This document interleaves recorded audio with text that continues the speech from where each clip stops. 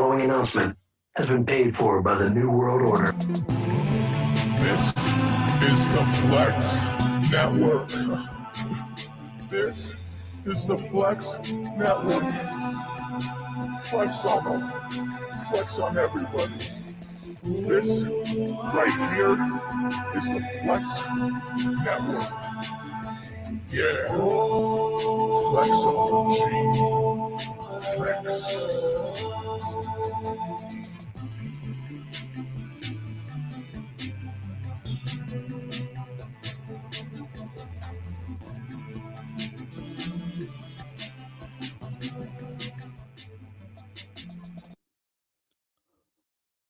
Ladies and gentlemen, boys and girls, children of all ages, it is that time of the week again. It is time for the weekend review show here on the Flex Network. It is your boy, the Snowman, and man, oh man, what a week has been in the world of wrestling as we come to you live and in living color on the road to Backlash, on the road to In Your House. We just got done with a stadium stampede at Double or Nothing this past weekend, and damn, was that a very, very interesting and very awesome to see. But you know how we do this before we go any further, because we are live. Yes, weekend review show here on the Flex Network. We're live. It is the end of the month. I know we're a couple days late from our normal day on Thursday, but figured might as well end the week off, end the month off with a good show. So we're going to bring it to you. But before we get too far into this, just want to do a little note checking, and well, not really note checking, but a little statement saying out there because of what is going on around the world, right, or around the country right now, with everything that is going on with the protests and the, well, let's just say it is protest. We're just going to call it protest, but there's a lot of silent protests. I mean, peaceful protests. There's also a lot of violent protests going on with what happened in Minneapolis. So I'm just going to say two quick things before we get too far into this. Number one, we're not going to talk about it that whole much. We're not going to talk about it at any point after this moment. So we just want to put that out there. But number one, what happened in Minneapolis with Mr. Floyd and the actions of the police department, or those 3-4 cops that happened, shouldn't have happened. And it's such a tragedy of what and how it happened and everything. So again, my view is that it's tragedy what happened, shouldn't have happened. But number two, for the protests that are going on right now, for those who are, doing peaceful protests, that's fine. I got there's, good on with you. Hope it's peaceful and you get your message across. But for those who outright now, at this moment, or have been causing destruction the last couple days, including today in my neck of the woods in Seattle, very, very well lost in the transmission of the message for this peaceful protest. And we will not be talking about it on anymore, because this is a wrestling show. If you got issues with, if you're going to comment on this and say, talk about what's going on, or put comments on here about what the protests and everything, we don't want to hear it. I've said my piece about this. It sucks what happened. Shouldn't have happened. And we're going to leave it at that. Literally, we're going to leave it at that. Click. We're done. All right. So moving on into the world of wrestling, let's get into some positives, some good positives. Let's talk about what has been happening in the world of wrestling. Well, Chris Jericho has been talking, and the people have been listening because he is bringing for the third time. He's going to be bringing out the Rockin' Rager at Sea triple whammy in 2021. He has announced it for February 1st through the 5th. Again, another great wrestling show. If you saw the last wrestling cruise, for fans and everyone alike, with comedy, some live performances and wrestling. I mean, remember this past one they did AEW from AEW Dynamite from the boat, so that was awesome to see. But again, so he has announced that is going to happen. This Rage and Rockin' Rager at Sea triple whammy will happen February 1st through the 5th of February in 2021. If you saw NXT, and we're going to talk about NXT in a little bit. NXT Thatcher, Timothy Thatcher, lost some teeth. Yeah, if you notice, he lost some teeth during the show or during the match in the pit. And boy, was that just crazy to see. And good God, it is just so crazy of what will be happening and was going on with everything, to the degree with seeing that moment of just getting that nice kick into the mouth of Timothy Thatcher, and losing some of that teeth, and we're looking, here we go, we're picking it up. Michael, it's like, my boy, was that real? It's like, yeah, that shot in the mouth was real. He lost teeth. He lost some teeth there. Just, you could see it in the blood coming out of his mouth. He got caught good on the mouth, and it, lost some teeth. So right now, he is planning on getting some dental surgery done on his mouth for losing his teeth, which, damn, I just feel bad for him for getting that good of a shot in, but still, it was very well, a very well good kick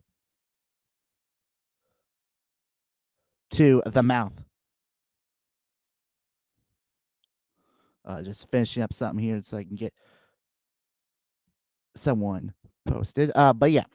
So other than that, other big kind of news, Extreme Rules. Actually, yeah, Michael, yeah, he lost multiple. Yeah, he did. He lost multiple teeth, so he's going to be, getting some dental work done there with that blood coming out on Wednesday night. For a couple weeks now, I've been, keeping an eye out for San Jose for Extreme Rules. Right now, Extreme Rules has been ruled out for their July 19th showing down there in San Jose. So it may look like it's still going on down there on their website, but if you check Ticketmaster and it may not say postponed on there, but if you try looking for tickets on Ticketmaster, it's not doing anything. So it may have just been 86th for San Jose with what's been going on with the virus pandemic. So again, right now, Extreme Rules is out for San Jose. It may be moved, it may be a different spot, or just may be at the Performance Center. So we do not know at this point. Now, with Backlash apparently going to be at the Performance Center, again, and then of course take in your house takeover at the Performance Center, and then of course SummerSlam. Again, I mean, we haven't even really heard that much about what's going on with SummerSlam, other than it's not going to be in Boston. It will not, including Takeover. So Takeover is not going to happen at Boston. The Raw after SummerSlam's not going to happen. The SmackDown before Takeover and SummerSlam's not going to happen. So right now, everything's in flux with the next couple pay-per-views up to at least through August. So we'll see what happens come September. We don't even know what pay-per-views are going to be coming after SummerSlam. So this is just pretty much out in the open right now for what is going on.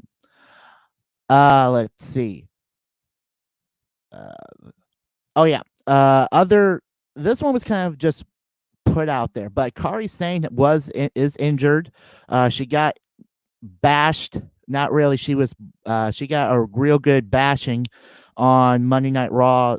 This coming Monday Night Raw, it may or may not be edited out or even shown, because she got busted up, bleeding on the head, from some bad timing with Nia Jax. So that is going to be crazy to say the least. I mean, but right now she is listed as injured, with it being pre-recorded this coming week.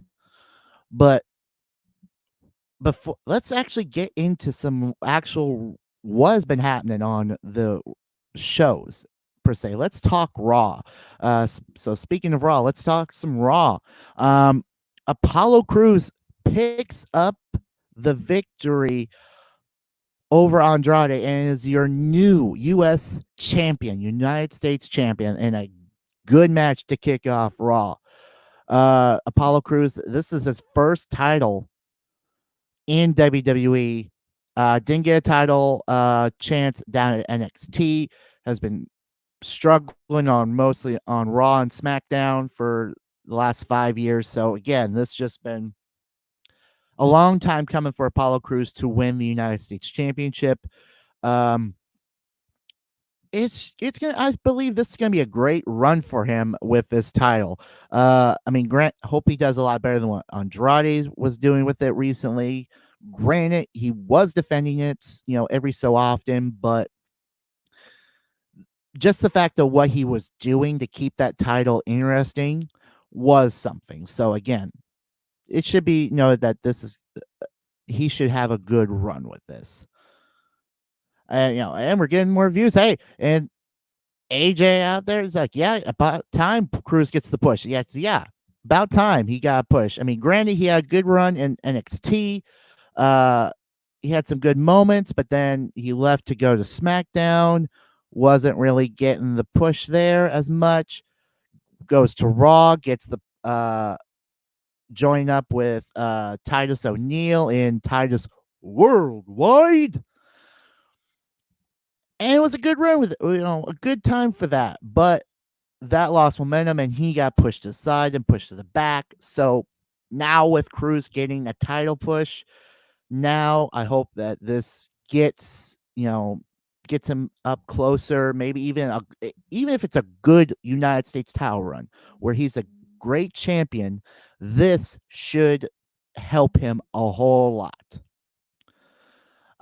Angel Garza defeating KO in a relatively good match. I mean, with everything going on with Angel Garza, Andrade, Austin Theory, that whole thing just deteriorating before our eyes should keep everything interesting with Zelina's crew and the after effects of what has been happening. Murphy and Austin Theory, the Monday Night Messiah crew right there, taking out Aleister Black and Humberto Carlo in a tag team match. Finding out that next week that we're going to get a Rey Mysterio retirement. Yeah, Rey Mysterio is retiring next week, this coming Monday. I don't buy that for 1 second, for the plain fact that Rey Mysterio just looks like he could still go. I mean, granted, the eye injury story just doesn't look like it's a true injury that would be deemed retirement.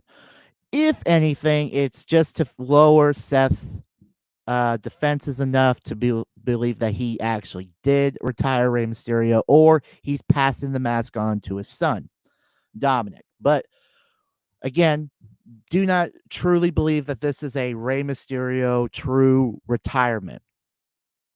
Literally, it's like, yeah, crowd chant of this BS on race. Yeah, it's not going to be a real retirement, man. It'll just be it's a story one, because it just doesn't look like something and feel like something of a real retirement, like how Edge was or Daniel Bryan was when he had to step away for several years.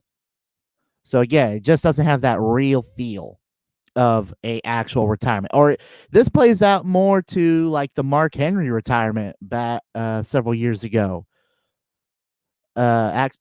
Where he suckered in John Cena for opportunity for the WWE Championship, and he got a WWE Championship. So again, that has that feel of it's just going to be a suckered in retirement to get Seth's defenses down. We found out we found out that the Raw Women's Championship will be defended at Backlash, and we know who the opponent is now. Thanks to a triple threat match between Nia Jax, Charlotte, and Natalya.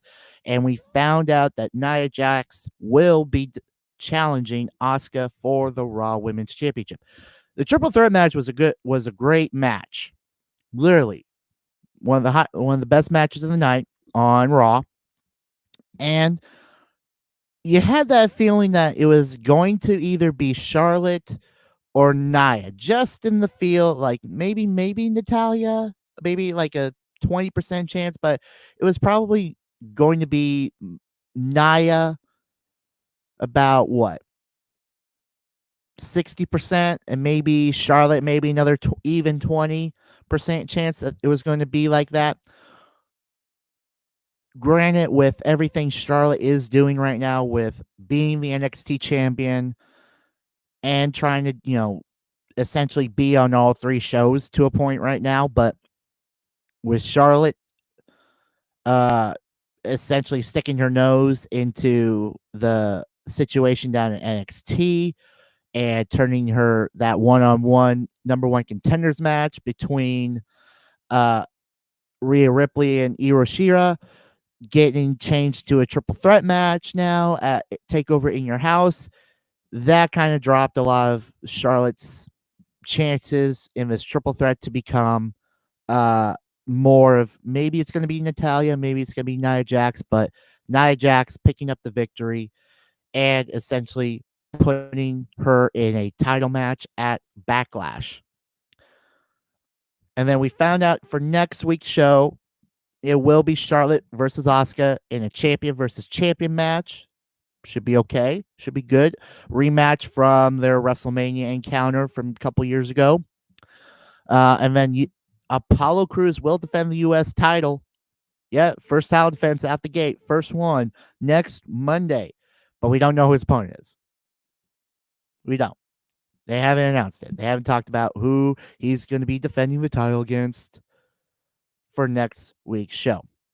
So before we get too far into talking about WWE and NXT, we got to go back to Sunday. Should have started off this way, but guess what? This past Saturday. But Double or Nothing was freaking awesome. Literally, AEW Double or Nothing this past weekend was freaking awesome. Just crazy as can be. Cody is the inaugural TNT champion, beating Lance Archer with Iron Mike Tyson there to deliver the belt to the champ, the new champ of Cody. This title is going to be feeling more like a TV title in essence. It's going to be defended essentially defended every week. you agree with me? It kind of has that feel of being a television title to be defended every week on TV. That's just my feel with it. And, granted, after, this past week on Dynamite, saying that he was going to be a fighting champion, he's going to be defending this title. It really does truly have the feel of going to be a television championship. Granted, it's named the TNT title. So, yeah, I mean, especially after this week with Cody announcing a weekly open challenge. The title's on the line, open challenge. So it will be essentially a TV title. And then, of course, MJF picking up the victory over Jungle Boy in a one-on-one match.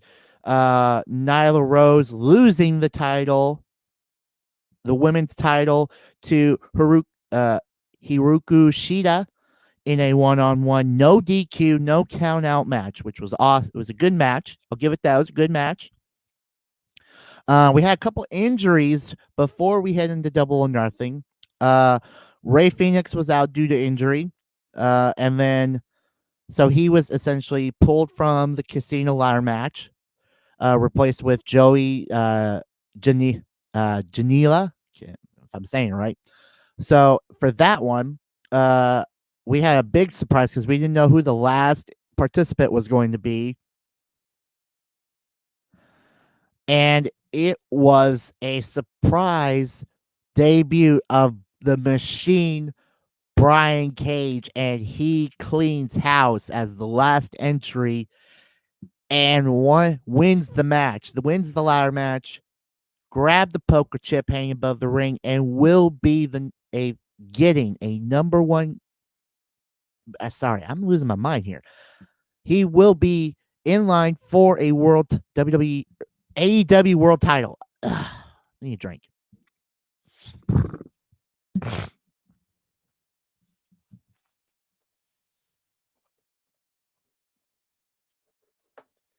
Things are falling apart. It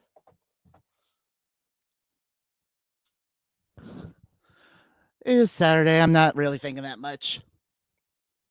But again, so restart on that. Brian Cage will be getting an AEW world title match with his victory in the Casino Ladder match. A lot of things going in my head right now. And speaking of the world title match, Moxley defended the title and was successful in his title defense against Mr. Brody Lee in one hell of a match. I'll give it that. That was a hell of a match. For the kickoff show, we had Private Party lose to Best Friends in the number one contenders match for a World Tag Team title match. Dustin Rhodes beat Shawn Spears in a one-on-one match. And then, of course, the other notable injury from this past week, Britt Baker was pulled out of her one-on-one match with Chris Statlander. So she was replaced with Penelope Ford. And that was it was a good match. I'll give it that. But the main match of the night, the one that everyone wanted to see and was the most talked about and the most craziest, was the Stadium Stampede match with Matt Hardy and the Elite taking on the Inner Circle. Holy crap. Literally. This was crazy. If you remember the match with Matt and Kenny Omega taking on Jericho and Sammy Garza a couple weeks ago or several weeks ago on Dynamite was crazy. This one knocked it out of the park. Literally, it was, it's gone. It was so freaking crazy, to say the least. Literally, a ring at the 50-yard line. The end zone's painted with their logos, the Elite and the Inner Circle. Just fighting all over the ring, all over the stadium. You had Hangman Page coming chasing after Sammy Garva on a horse down one way. Sammy Garva escapes. Page gets, decides, oh, I'm just going to go hang out in the bar and start drinking. And then we get craziness up in the pool, up on like the third level, on the 300 level, with Santana Ortiz trying to drown Matt Hardy, and apparently the pool up there has got water from the Lake of Reincarnation from the Matt Hardy Institute, or from the Hardy Institute, and we just saw old school Matt Hardy and the original Matt Hardy. We saw V1 version of Matt Hardy with the Mattitude effects right there. Like the old I can't the Mattitude facts. That's what I was trying to get. The Mattitude facts. It's like you cannot stop V1. Drown again. We get broken Matt Hardy again. That match was just so crazy. And freaking awesome to see. Let's see, Kenny Omega and Matt Hardy redoing Sammy Garva with the golf cart chase. Just crazy right there. Jericho getting into some shenanigans with the referee, challenging, her 2 count on Matt Jackson during one of the falls. The Young Bucks setting Jericho up and having one of the Bucks run all the way up to the top of the section and run all the way down to awaiting Chris Jericho on the table, and then just suicide dive over it and put him through a table. And then to end it all, Kenny delivering one winged angel on Sammy Garva about what? Several feet up in the air, which was so crazy, all the way down to a crash landing pad, I want to call it, like with wood and everything. That was just one of the best matches you could see. Now, let's be honest, it was not a wrestling match. Truth be told, there are any wrestling purists out there, this was not a wrestling match.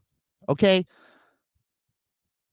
This was a great way to do something out of the box with everything that is going on in the world. The fact that we don't have fans in the stands, we don't have, people cheering and everything, being there live and in person. You have like AEW, you got WWE. They have more room to do more cinematic style kind of stuff. If you saw WrestleMania, you saw the Boneyard match. That was a cinematic match. If you saw Money in the Bank this past month, you saw what they did at Titan Tower in the cinematic kind of stylish of wrestling. This played on that. You had more room to do a lot more things out in the stadium, and it worked. A lot of it worked. Fighting in the bar with no crowd, knowing that you're not going to get hounded by fans, and trying to back up, everyone, back up, and have destruction of a bar, and have milk and whiskey right there. You could have someone get tossed into a pool and not have people trying to surround everyone and trying to ruin good shots of this whole thing, which was funny with everything that they were doing with Santana and Ortiz. I mean, granted, it was either Santana or Ortiz that were saying, I can't swim, man. It only goes up to your stomach. You're not going to drown. But again, you could do a lot more with all this open room. So again, it was great, a great idea to say the least. And then, of course, you had Matt Jackson decide to climb a ladder, to stand on a goalpost, and to just cause chaos by doing try to see what he was trying to do off the top. He was doing a moonsault from a goalpost. How many times can you say that during a wrestling match? Oh, on a football field. Oh, he did a moonsault off the goalpost. You can't. That's crazy. And then, of course, the final thing, the one-winged angel.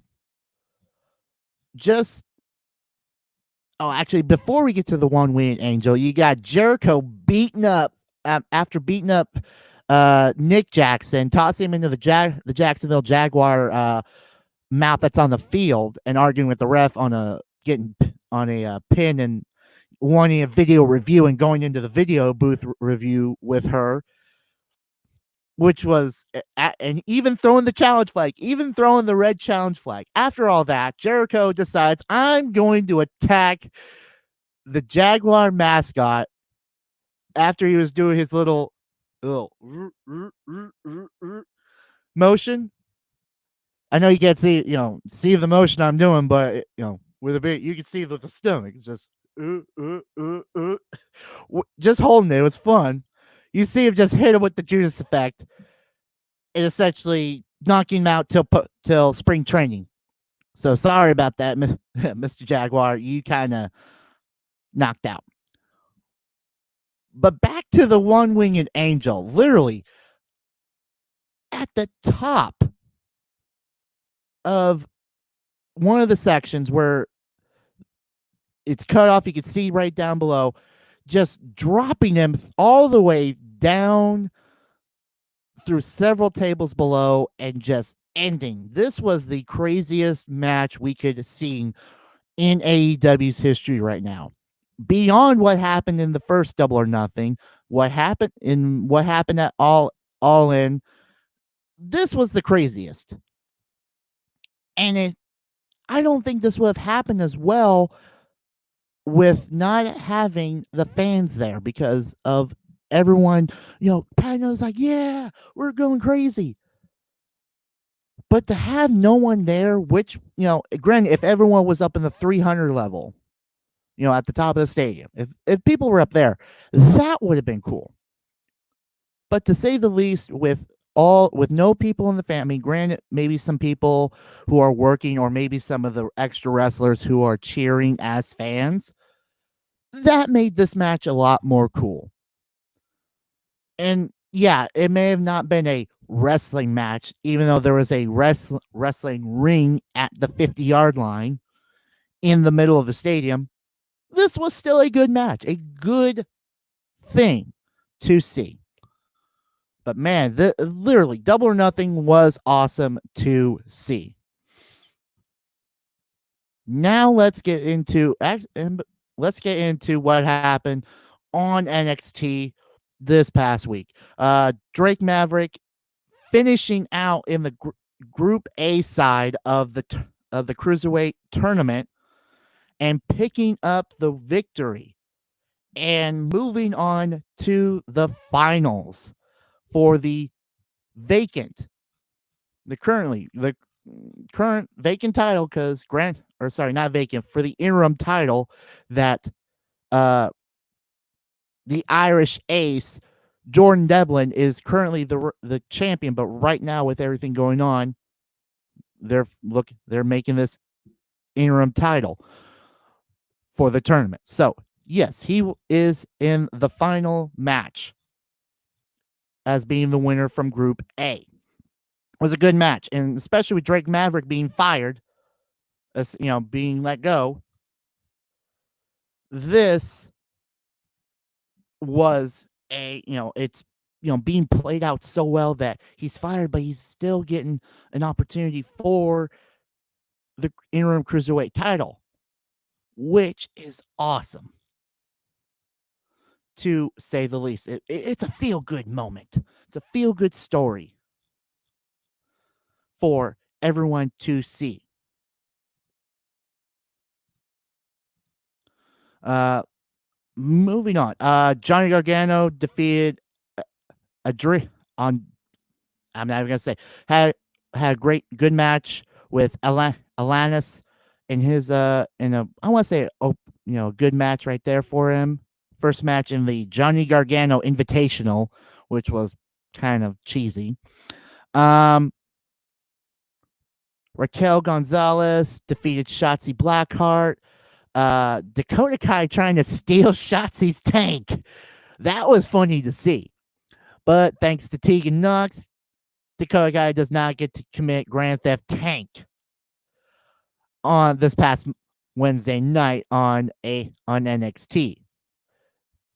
That would have been, even more see had she gotten, up the ramp more, turned around, or just kept on driving. But thanks to Tegan, Dakota Kai was only caught with 1 star from the GTA idea of Grand Theft Tank.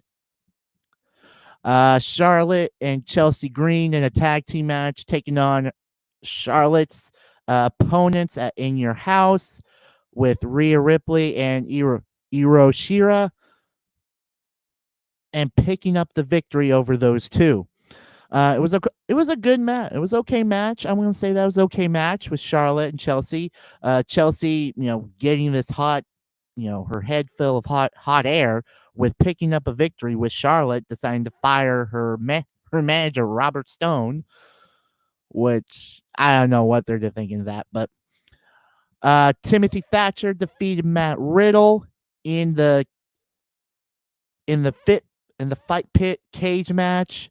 With special guest referee Kurt Angle, even though Timothy lost some teeth, that was a hell of a good match to end the night.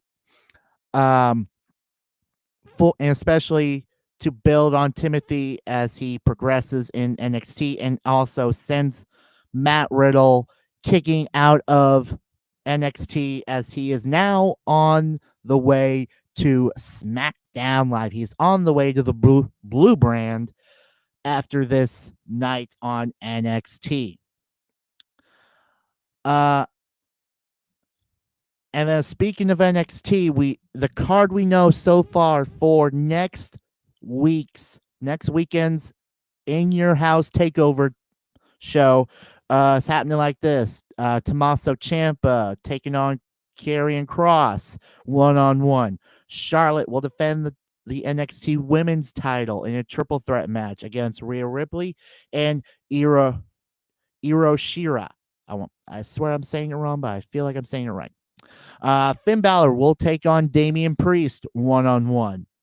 Keith Lee will defend the North American title against Johnny Gargano.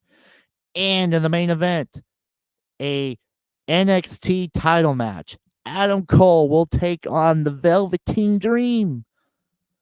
And this is a last chance match for Velveteen Dream. If Velveteen loses, he can no longer challenge for the NXT title while Adam Cole, baby, holds on to the title. And the way that William Regal is setting it up is that he will let him know how this match is going to go. But it will be Adam Cole who picked the stipulation for Velveteen Dream that he cannot get another title opportunity as long he is champion. That is the end of your house takeover card so far. We will have the updated one probably after this coming week on NXT TV. That we'll find out before we head into takeover in your house. SmackDown. Let's talk a little bit about SmackDown very quickly. Switch that over. Yep, SmackDown. Talk about the blue brand. We kicked off, this was the weirdest thing you could do to kick off SmackDown this past week with Elias, on the outside of the performance center on the ground, getting attained, helped by medical personnel and ambulance already there. Car hit on the side of the curb, hood up, in a looking like he got hit and run, crashed, with officers pulling out a bottle of Jack, pulling down the mirror on the top, having the registration fall down, and being Jeff Hardy, and they're trying to find Jeff Hardy, but Jeff Hardy is in a bush somewhere with his head hurt, he's sore, and apparently smells like booze.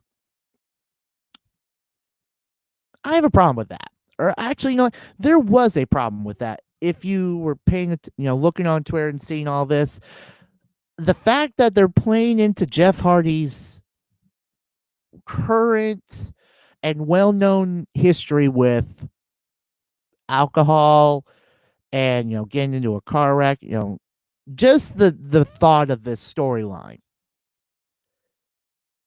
I understand that there may be some problems with it of who it is and why, but to say the least, it's kind of interesting because you gotta think, with a lot of things going on, and granted, Jeff Hardy, it's well known that he's had problems with alcohol. He's had problems, if you remember, like early 2000 or late 2010s, maybe early 2010s, around that area. He was in a storyline with CM Punk, with actually no, it was with his brother Matt, with almost getting hit, run off the road with a car. Just in personal life, he gets put into the situation and he gets arrested. It's actually kind of an interesting storyline, but at the same time, it's like, really, guys, you're gonna play this on Jeff to where he's looking like he's the drunk driver and he hit Elias? Not the best idea, guys. Especially with drunk driving, hit and run, and crashing the car, and Elias is going to the hospital. Okay, I can whatever. So because of Jeff and Elias being ousted with what happened out on the outside of the Performance Center, we find out that the spots for the matches between Daniel Bryan and Elias and Jeff Hardy versus, or actually, hold on, I think it was, it was AJ versus Elias and Daniel Bryan versus Jeff Hardy. Those matches were 86th. AJ Styles gets to go to the finals, and there a battle royal to start off SmackDown to determine who would face off against Daniel Bryan in the semifinals to face AJ Styles in the finals. So we have the battle royal, and it was good. Good way to kick it off. We got to see some people we didn't think we were going to be seeing, with one of the Usos, stepping in. We got to see Shorty G and make it all the way to almost to the final, eliminations. This was a good battle royal to kick off SmackDown. Granted, Sheamus wins it thanks to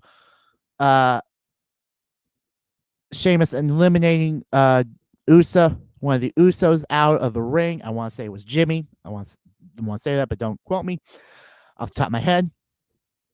It was a good match. And then in the process of the Battle Royal, we got to see Shorty G eliminate Cesaro and Shinsuke. Shinsuke tosses Shorty G out. He's eliminated, which is going to set up a match later in the night.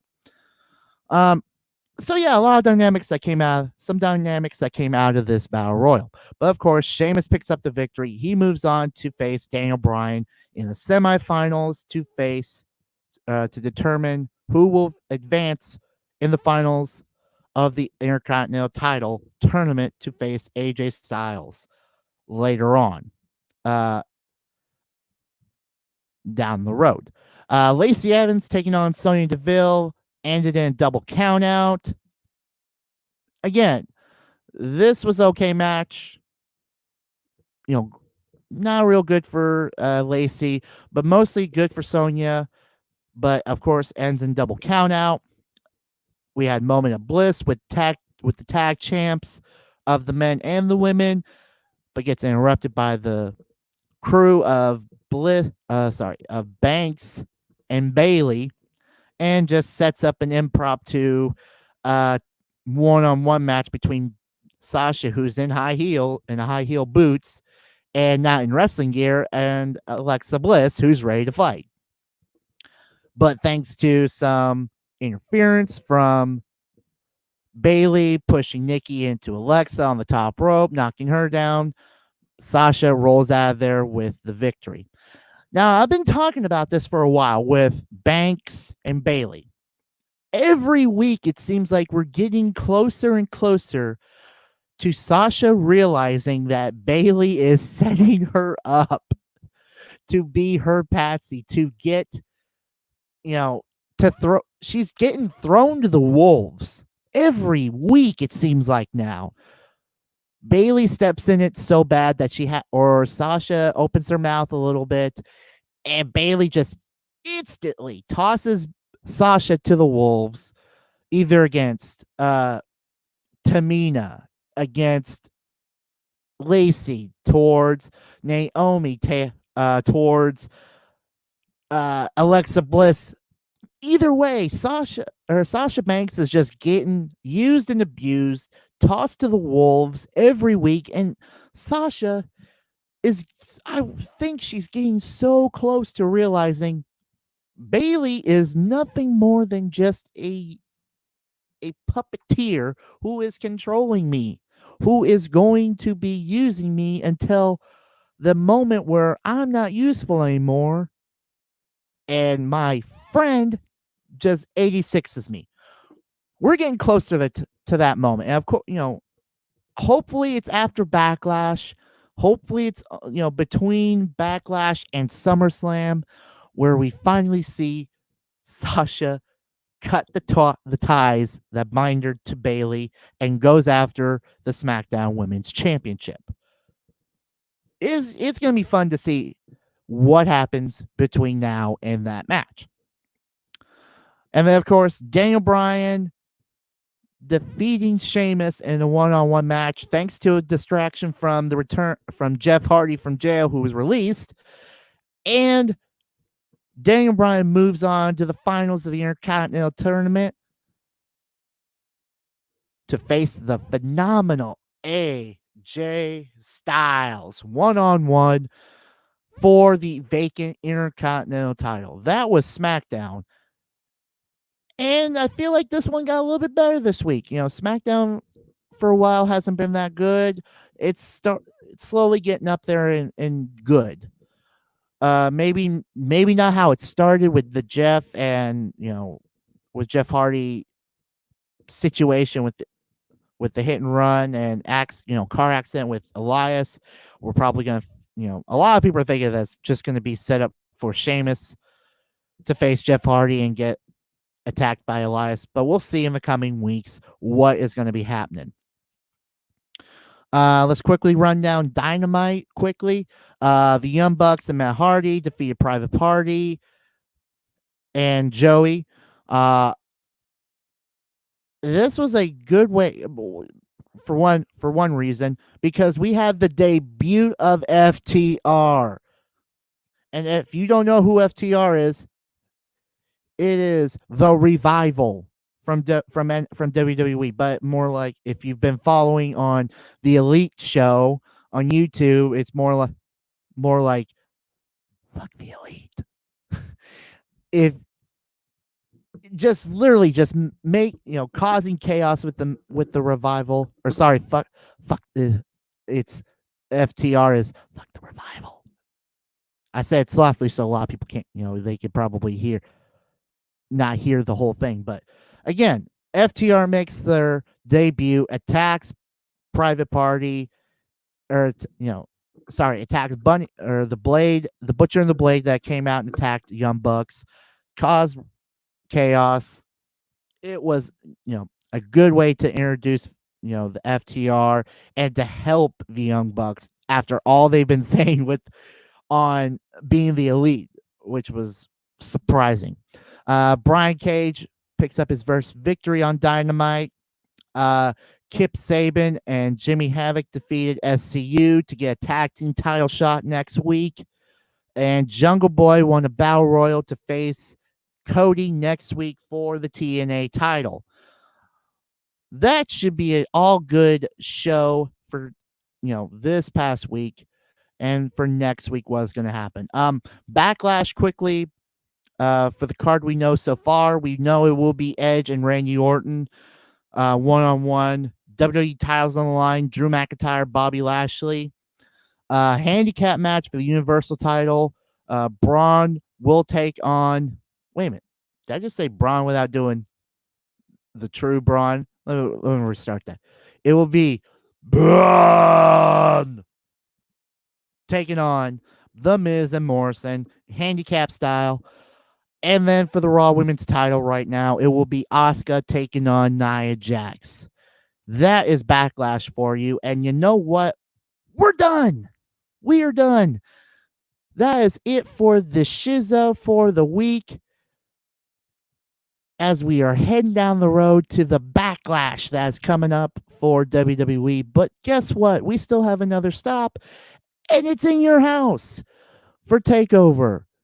That is going to be fun, and seeing what's going to happen next week as we get to the last show for NXT for TakeOver in your house should be fun to see, and to see who is going to be getting opportunities in the future for title matches. But as always, we got a little housekeeping before we peace out for the night. Of course, fantasy football is back, coming back up. So again, be sure to pay attention to us here on the Flex Network with who you guys should be looking out for, who you guys should be picking up in your fantasy leagues. We're getting back. We're getting that engine rolling again. So be sure to make sure you pay attention to what's going on here on your fantasy football needs, and bring that bad boy up down here for you guys to see. So come on, check us out on the reverse at the Flex Network 1 for your fantasy football and your football news. Be sure to check us out here on our show for with Alan Seslowski, Season Long Says, Flex Shank. The whole gang will be here to give you guys that information. So be sure to check us out when we come to you in this lovely time frame to see who you guys need to be picking up, who you guys need to be looking out for, give you guys some ideas of who should be in your fantasy league for the upcoming season. So be sure to be paying attention. And of course, you should also be following us here at the Flex Network _ PWE Elite. The Elite. The Elite. So yeah, be sure to follow us at FlexNet _ PWE Elite for your wrestling information, for your wrestling content for this show that you are so graciously watching. And of course, be sure to follow us, share us, retweet, comment, talk to us. We're here if you've got info. If you want info on us or about stuff, we're here to talk to you guys. We are here to share the knowledge and the wealth that we have here. And I will be back here next week to talk the pre-takeover show for you guys, to get you guys hyped up for next Sunday's takeover in your house. But of course, that is going to be it for me. It has been I can't really say it's a nice day out here because it is pouring with some thunder, with some lightning. So, but otherwise, it has been a nice day out to do a podcast with you guys and for you guys to come and enjoy the show. But that is going to be it for me. I am the Snowman. You can follow me at AJSDeadSnow on Twitter. But of course, that is going to be it for me. I am the Snowman. and I will see you all later. Peace.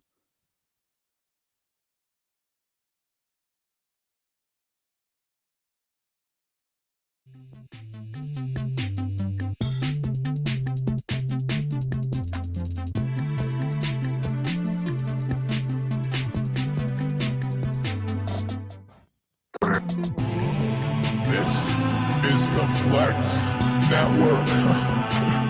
This is the Flex Network. Flex on them. Flex on everybody. This right here is the Flex Network. Yeah. Flex on the G. Flex.